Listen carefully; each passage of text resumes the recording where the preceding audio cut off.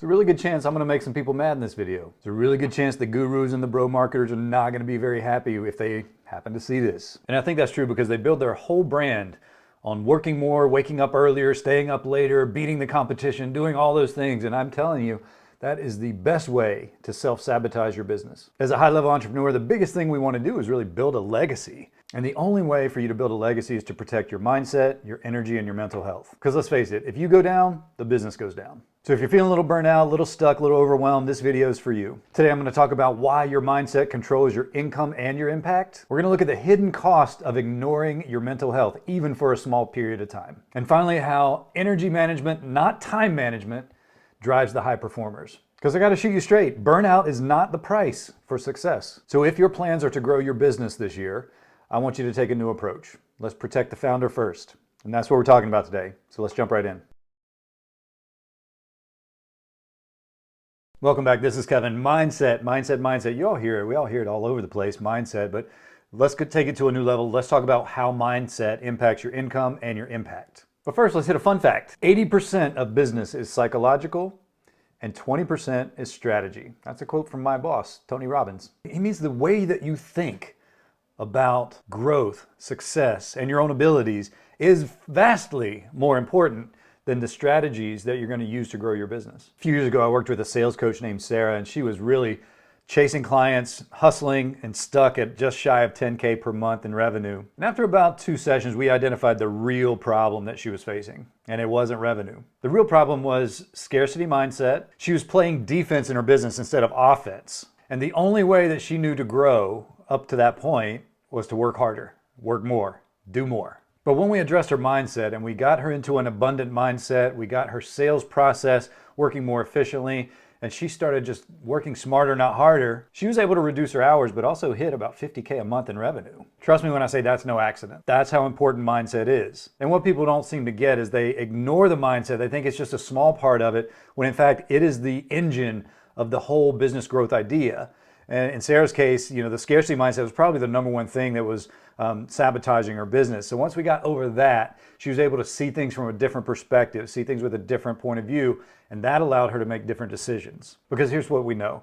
Your thoughts create your actions, and your actions create results. That's the formula. That's how it works. I have a coach. My boss has coaches. Everyone I know that's working at a high level has coaches. And the reason for that is we need someone to look around the corners for us that we can't see. But more importantly, to tell us when we're approaching our business from a place that we don't need to be approaching our business. And that has everything to do with mindset. So if you're sitting there in your business and you're just throwing spaghetti against the wall, you're trying anything and everything to get to work strategically, all strategies, tactics, everything like that. You're trying all these things and nothing seems to be working. Why don't you try mindset? Because I would almost guarantee you that the problem is not the strategy. The problem is the approach, which is the mindset. And if you get the mindset right, you'll change your thoughts, that'll change your actions, and that'll bring on the result you want. And I'm talking about a little more than just having positive thoughts once in a while. I'm talking about waking up and priming yourself into great energy, really honing in on the peak moments of your day, taking breaks as much as you can. These are all things that impact your mindset. The next thing we want to consider is our mental health. Now, I got to caveat this, I'm not a therapist, I'm not a psychologist, I'm an entrepreneur, I'm a salesperson, I'm a business guy who happens to study a lot of things like this. So I'm just going to tell you what I use and kind of how I approach mental health, and I try to keep it as simple as possible. So I just throw that out there for you. If I had to differentiate between mindset and mental health, it would be this. Mindset is an active pursuit, and mental health is something that shows up like exhaustion. Exhaustion is something you can prevent, but it shows up and it's here and then you got to deal with it. And to just give you an idea of how severe this is in entrepreneurship, UC Berkeley did a study that said 72% of entrepreneurs struggle with mental health, including stress, anxiety, and burnout. That's a lot of us that are doing this, suffering in mental health. But really, we can just white knuckle our way through it. We can just really, push on and press on and hustle our way around it, can't we?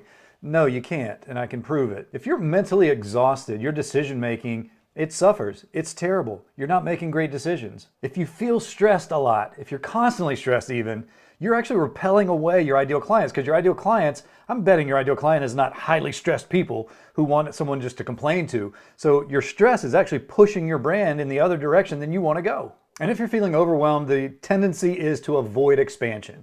You're going to avoid the sales talks. You're going to avoid making the right thing, having a great client experience, all the things that would grow a business. You're going to avoid it because you're overwhelmed. You got too much to do. So you're going to gravitate to the easiest, smallest, and most insignificant thing you can find on your to-do list. And you're going to check that box thinking you did something when the things that really grow your business are being ignored. And if you think about who are the high performers that really prioritize mental health, I use LeBron James as an example quite a bit. I'm going to use him again here. He's just got longevity in pro sports. But Business Insider reported that he spends $1.5 million a year on mental and physical conditioning. And like I've said before, he knows that peak performance requires peak recovery, meaning if your mind is not right, your body can't follow. If your mind is right, your body will follow.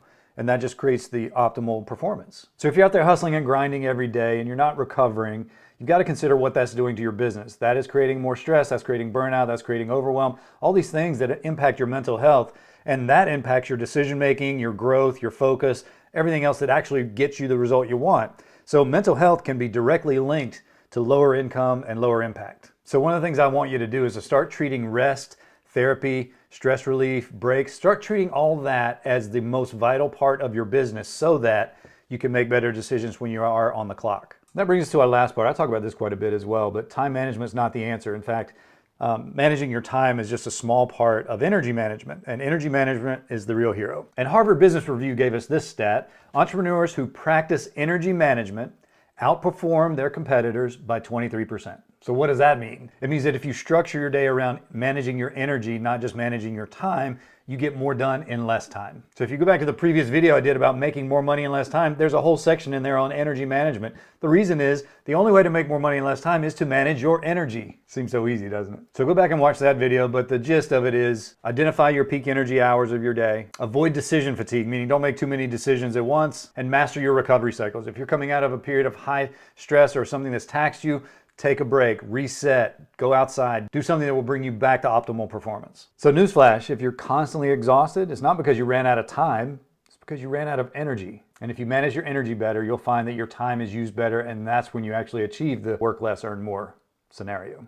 So here's a big takeaway. If you want to grow your business, grow your team, increase your revenue, any of those things, you've got to understand your mindset, control your mindset, you've got to take care of your mental health, and you've got to manage your energy better. The old model of hustling more, grinding, working longer hours, doing more, that just doesn't work. In fact, we could arguably link that directly to the bad decisions you make in business that will ultimately put you out of business. If this video resonated with you, if it was of help at all, please consider subscribing to my little channel. We'd really appreciate it. And while you're doing that, hit the bell for notifications, as you know, and give me a little like. Encourage me to keep going, because sometimes I don't feel like making videos, but I still try to anyway. And that's my commitment to myself, but also my commitment to you. I want to spread positivity through the world. I want to spread knowledge and truth, especially around business and taking care of the people that run their business. Because the last thing I want is you to have a great business that goes under because you don't take care of yourself. Thanks for watching. It's always a pleasure for me to be here. My name is Kevin, and I'll see you next time.